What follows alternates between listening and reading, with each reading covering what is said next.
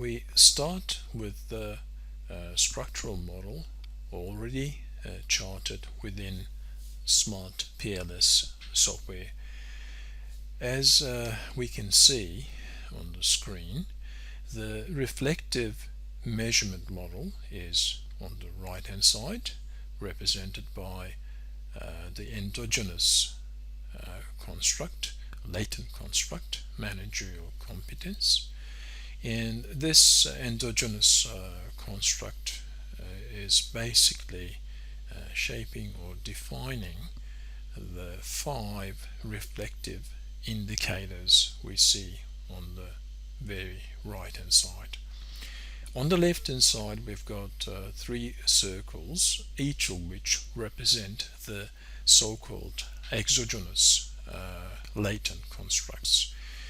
And each of these exogenous latent constructs are defined by 5 formative indicators, and the idea is these exogenous constructs in turn will explain to some extent the variation observed within the endogenous construct, which is our target construct to be explained, i.e. managerial competence.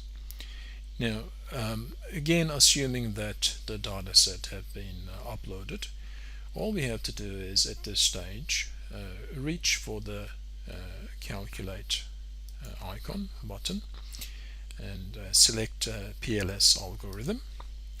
The default settings are quite acceptable, so we click on start calculation, and almost instantly we can see some results. I'm just expanding the column headings so we can see more clearly which is which. Now I'm going to go back to the paper's section 5.1 headed reflective measurement model and try to follow the order of the bullet points as I point to where such information can be pulled out from SmartPLS software. So starting with internal consistency, we're pretty much interested in locating the composite reliability. Now if you look further down the screen, here it is, composite reliability, and if I hover the mouse cursor over that, it tells me that it's 0.956. That's quite a high number, so there's no issue in terms of consistency of the reflective measurement model. Now moving on to the second bullet point on the reflective measurement model, we're now looking at indicator reliability. Now this requires us to consider outer loadings, and let's find out where that is. Here we go, outer loadings. When I click on outer loadings, first thing I'm going to do is sort this out a bit better. I'm going to click on Managerial Competence, which is the reflective measurement model we're looking at, and this sort of congregates the 5 reflective indicators that are defined by the endogenous construct managerial competence. Now if we look at those 5 loadings, they are clearly all of them above or greater than 0.708, and this tells us that there is quite a strong reflective indicator reliability in our model so far. Now next bullet point in the paper is subtitled Convergent Validity. Now to assess convergent validity we have to find within SmartPLS average variance extracted, or AVE as the abbreviation. and we're expecting that number to be substantially greater than zero point 0.5. Well, if we look further down here, average variance extracted, if I hover the mouse cursor, it tells me that it's 0.812. That's clearly much higher than 0.5, and it indicates strong convergent validity within the reflective measurement model. And the last test on the characteristics of the reflective measurement model is to have a look at or to assess the discriminant validity. For this, we'll need to look up Fornell-Larker criterion, and our starting point is discriminant validity. Again, allow me to expand the headings a bit to make it a bit easier to follow.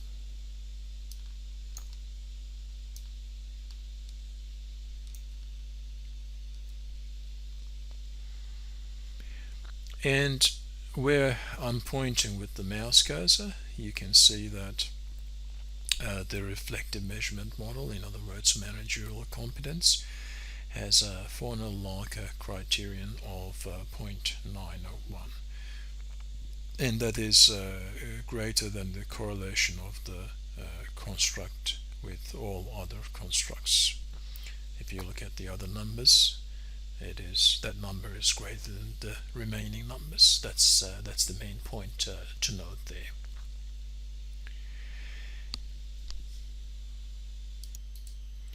In order to finish our investigation of discriminant validity, we also need to have a quick look at the so-called cross-loadings. The idea here is to make sure that in this case the reflective indicators are loading at the highest number on the construct that they belong to. In other words, if we look at the first reflective indicator under Managerial Competence, it's 0.943, which is the highest number in that row. It should be the same here. Next one, and all five should be loading the highest on Managerial Competence rather than the other three constructs. At this point, we're ready to move on to section 5.2 of the paper, where we're looking at formative measurement model. Convergent validity is essentially looking at the magnitude of the path coefficients, and probably the easiest way to see these path coefficients is to have a look at the model, the charted model, after the algorithm is run. And as the mouse cursor is pointing, the only path coefficient that appears to be rather weak is the one between emotional maturity and experience and managerial competence at 0.072. The other two are quite healthy. Now, this sort of raises the question, can emotional maturity and experience or the exogenous construct belonging to this area be a candidate to be removed from the model? Is it likely to improve other path coefficients if this were to be removed? At this point, we probably don't want to make that decision because we want further evidence as to how weak this path coefficient is, or this path is, I should say. Next, we look at multicollinearity among the indicators, or presence of multicollinearity among the indicators, and the statistic to make that judgment is the so-called variance inflation factor, or VIF, and here it is.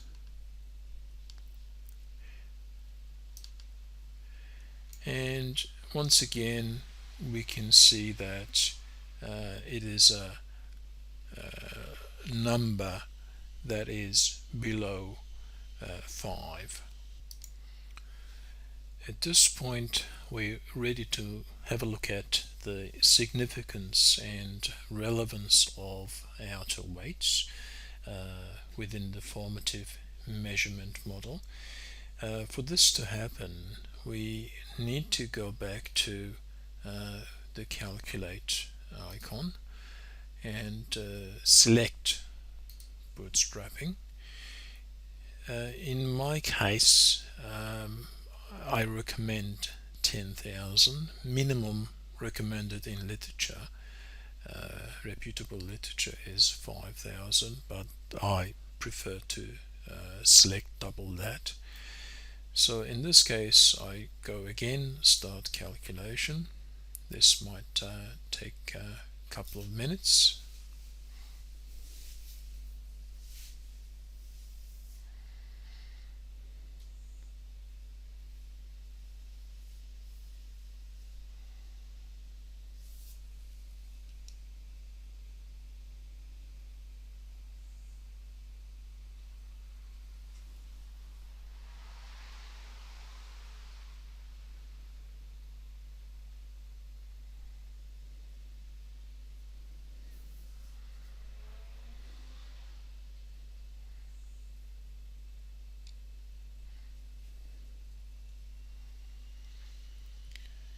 Now we're ready to continue the investigation.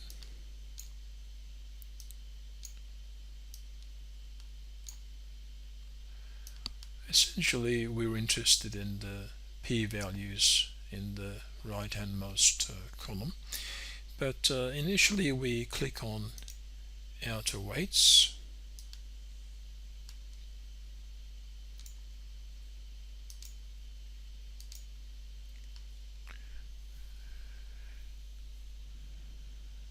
and we have a look at the formative indicators and their p-values. Now some of them are clearly above 5% p-values, and they would be signaled as insignificant. But when we have a look at the outer loadings of those indicators, formative indicators that do have insignificant p-values,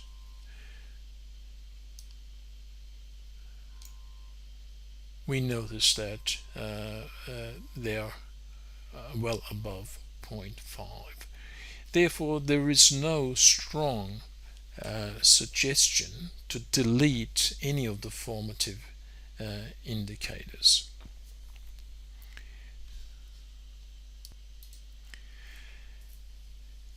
Now we're ready to move on to a structural model, and this is essentially the three exogenous constructs explaining the variation in the single endogenous construct we call managerial competence.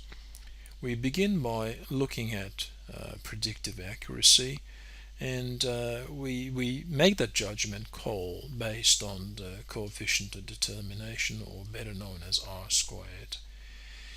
Now, looking at the screen, R squared is 0.587, and that indicates a moderate explanation of the endogenous construct by the three exogenous constructs. In the current illustrative example, if we take a quick look at the adjusted R squared, that turns out to be 0.574 as opposed to the original R squared of 0.587. So there isn't a large drop when we check the adjusted R squared. To generate an understanding of predictive relevance, or Q squared, we need to go back to the model, calculate icon, and blindfolding. Now if we leave the omission distance 7 and start the calculation, this quickly generates Q squared values, and we can see where the mouse cursor is pointing. Q squared emerges as 0.457, significantly larger than 0, which in turn suggests that there is predictive relevance for the path model. So there are no concerns there either. Once again, as part of the assessment of the structural model, we're about to have a look at the size and significance of path coefficients. And with regards to the emotional maturity and experience and its path with managerial competence, we can see that the p-value is above 0.5, so it's quite insignificant. Now again, we did have an initial issue with the small magnitude of the path coefficient. This p-value once again is raising the question, should the emotional maturity and experience exogenous construct be deleted from the model. So this is the second piece of evidence that is suggesting to us that it should be deleted for a more refined, for a more parsimonious model overall. The next step is to make an assessment of what is known as effect size, or better known as F squared. This is another approach, another analysis that tells us which of the exogenous constructs are important in explaining the variance in the targeted endogenous construct of managerial competence. So if we look at further down again under the quality criteria and F square, we can see what the magnitudes of the F squared statistic is, and we can also see the corresponding p-values. Now at this stage it's quite clear that emotional maturity and experience should be removed from the model. So what is likely to happen when we remove the third exogenous construct known as emotional maturity and experience? Let's go back to the original chart. We're proposing to get rid of this exogenous construct. Therefore, we'll be left with only two that will explain the variance in the managerial competence. This is the new chart without the third exogenous construct. And basically, if we go to calculate PLS algorithm and start the calculation, we notice right away that both of the path coefficients, that is the paths going from the two exogenous constructs to the target endogenous construct, have significantly risen, which means they are explaining the target much more strongly now. Is there any substantial drop in the R squared value? Again, we can check that quite easily. there doesn't appear to be any drop there either, any significant change.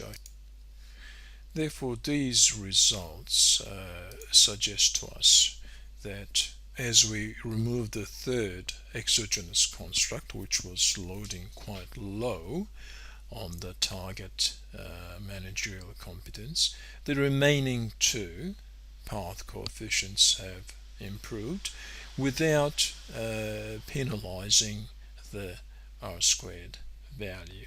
So essentially, we have created a more parsimonious model without any significant loss in the predictive accuracy.